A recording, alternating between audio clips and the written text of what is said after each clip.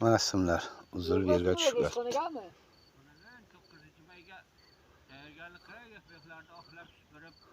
Bir tala ingichka simdan bir tala sim qolgan massa faqat. Masofa uzoq. Mana ustalba. Ustalbani arasi ham bir anchagina.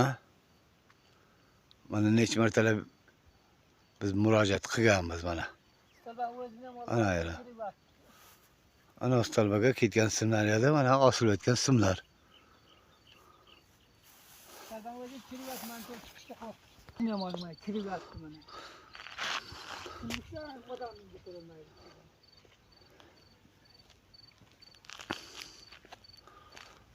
Mana ustalba.